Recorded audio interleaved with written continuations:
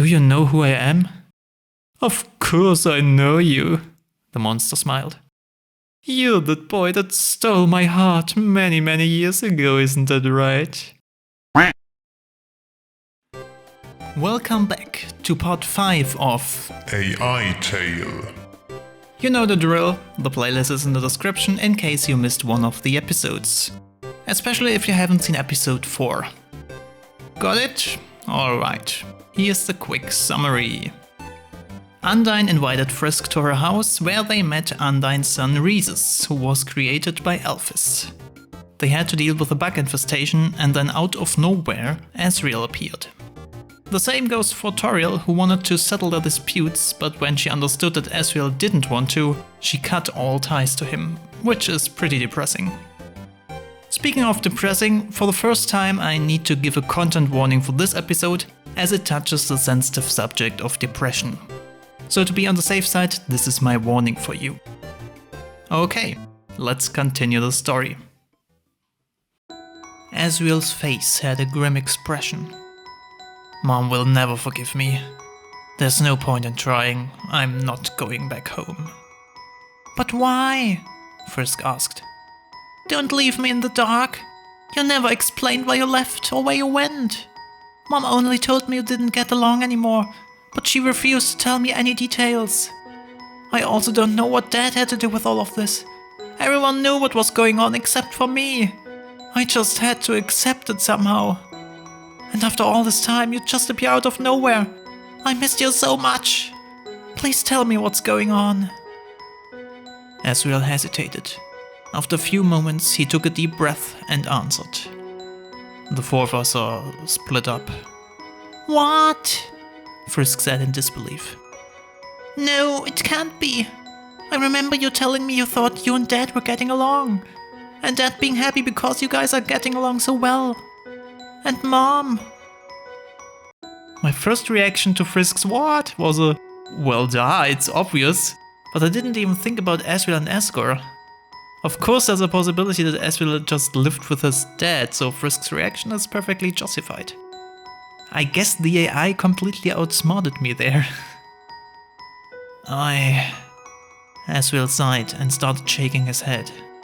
He had told them the real story in the beginning, but felt like it wasn't necessary. This was much worse. That doesn't sound good.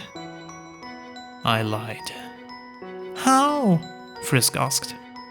We're family. Isn't that why you said you don't like anyone leaving?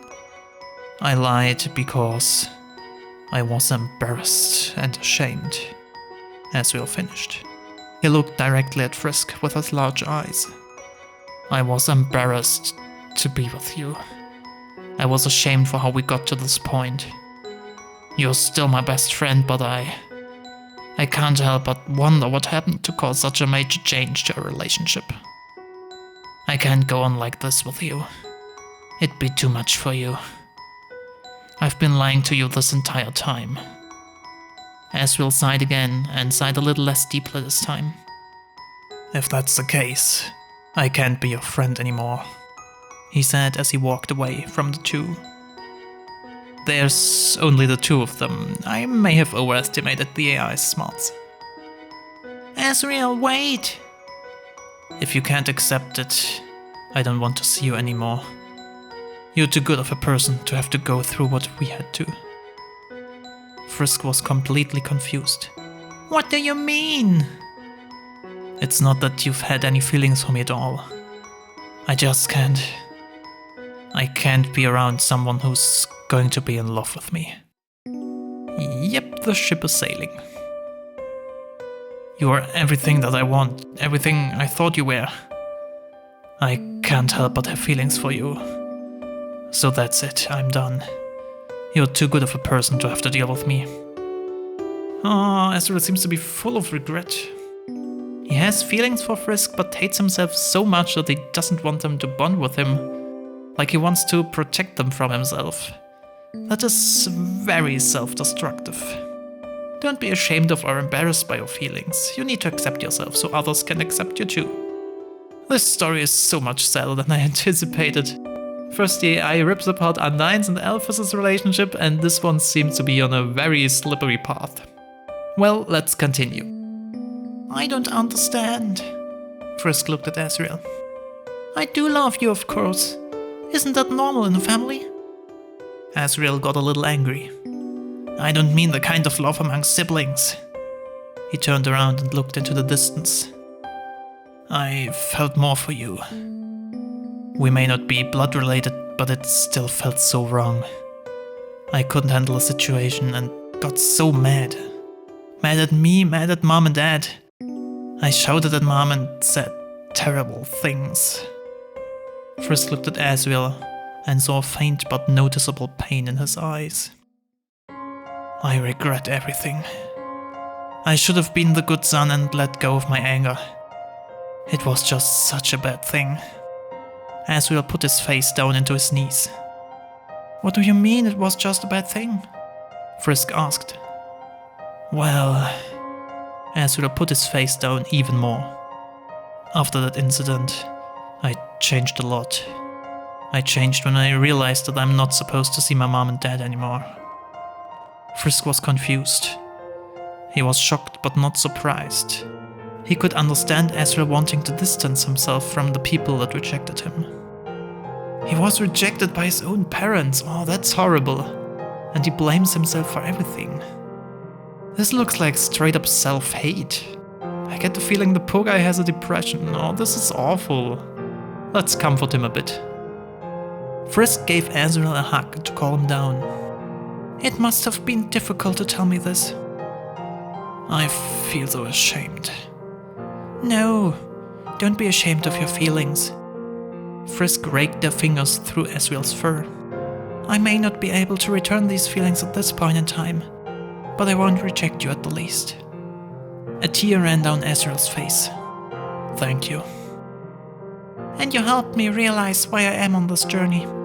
I need to find out why Dad left after you ran away. Frisk looked into Asriel's shiny eyes. Will you come with me?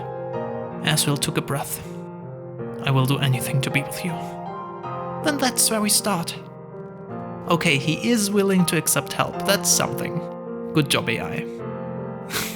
Now I'm super invested in the relationship after all these tearjerkers. The path of truth. Asriel, do you know what it means? Yes, I know. Frisk held Asriel's hand, trying to make sure Asriel didn't jump back into the abyss. That is so dark. But I'm relieved that Frisk understands how deep his depression is. Don't leave him alone. I don't want to see a suicide in this story. The path of truth. Asriel, is it a path we can walk together?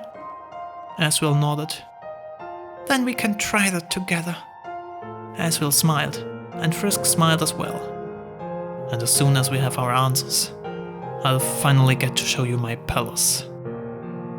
Sure, whatever that's supposed to mean.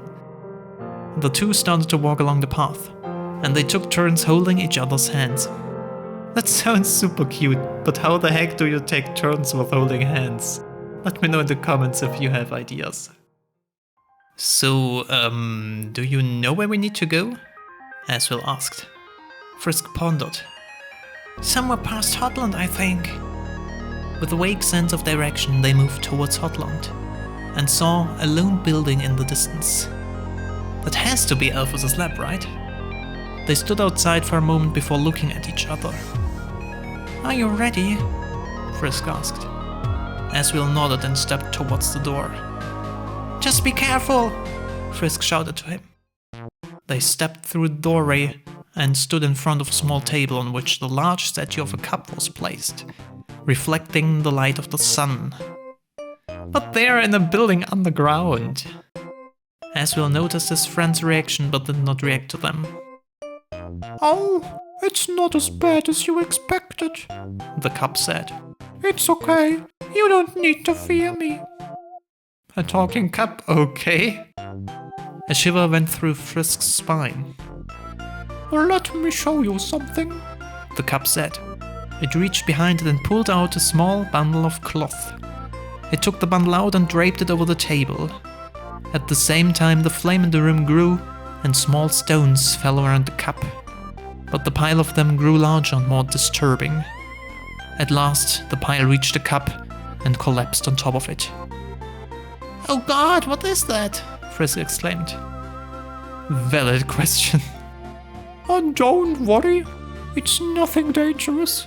Just a piece of cloth. I think I'll give it back to its owner now, the cup said. Yes, just a completely normal piece of cloth that causes stones to rain from the ceiling. Now we are back at the weird side of the story. But since it is Alphys's lab, I have a guess who could be responsible for this. Oh my, what an entertaining contraption!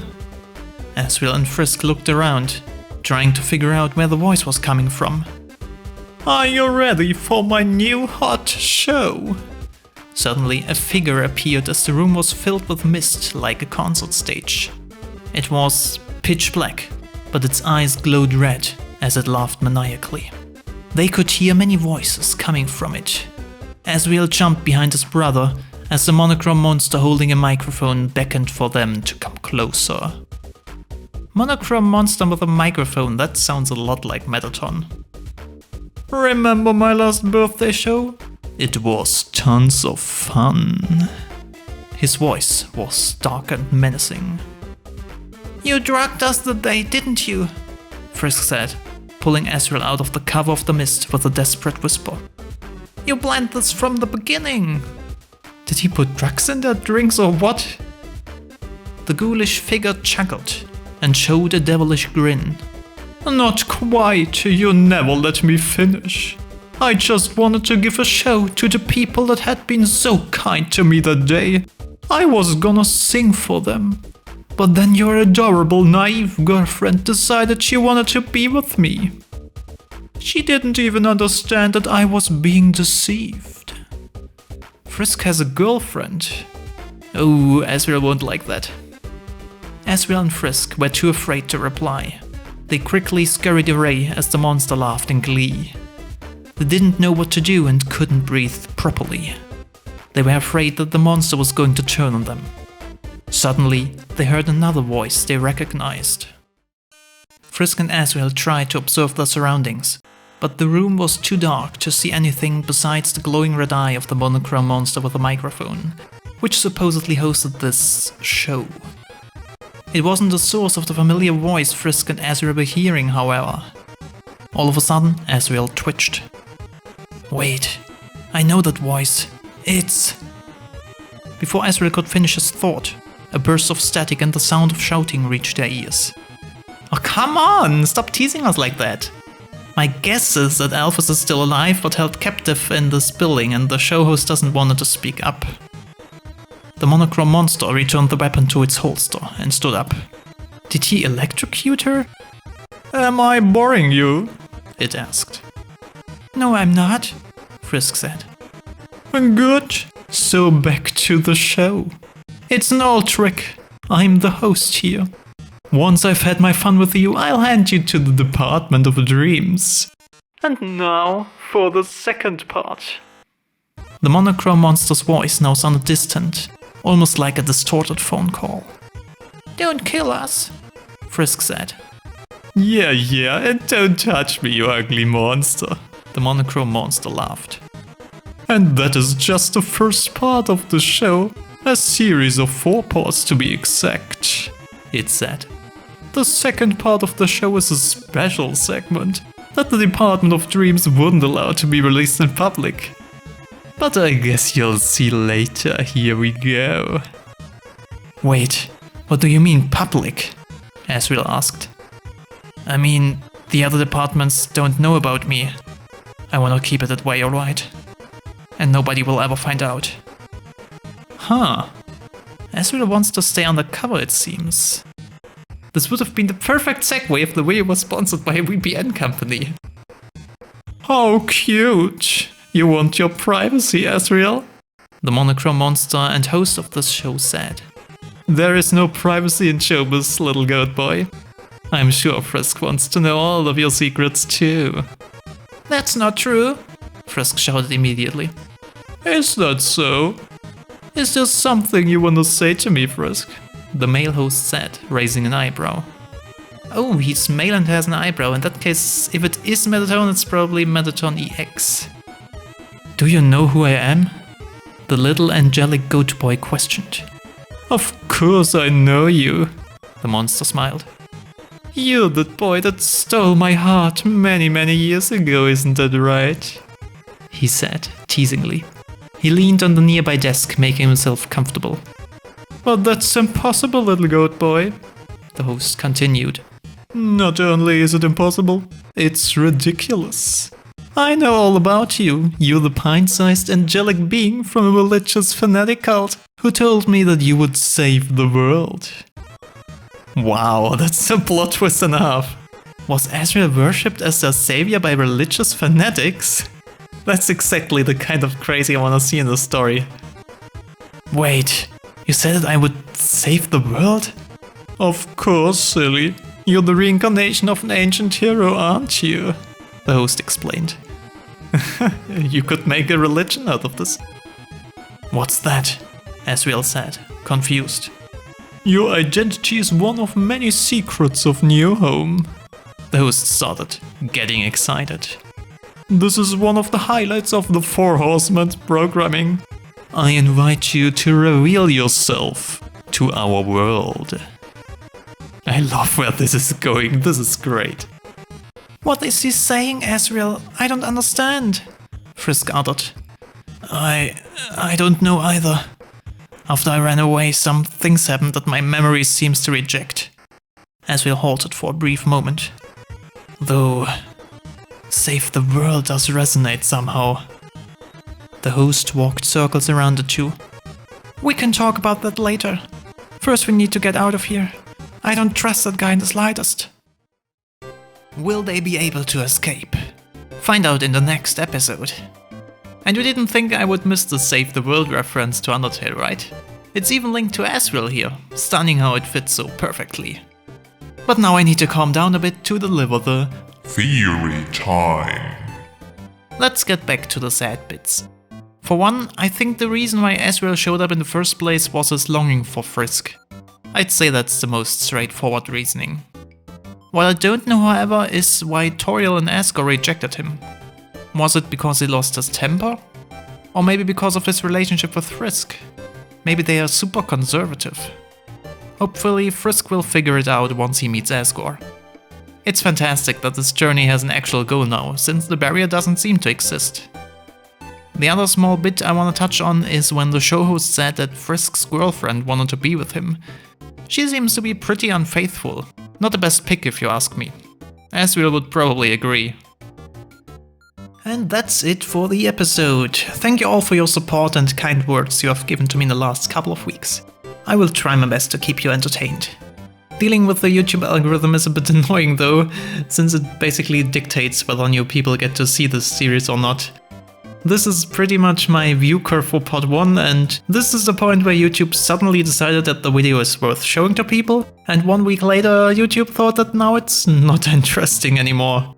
And that's why I highly appreciate it when you engage with the videos by rating and commenting to appease the algorithm. And especially a big thank you to all subscribers and those who share the videos with other people. You guys rock! That said, if episode 6 is already out while you're watching, a link should be on screen right now.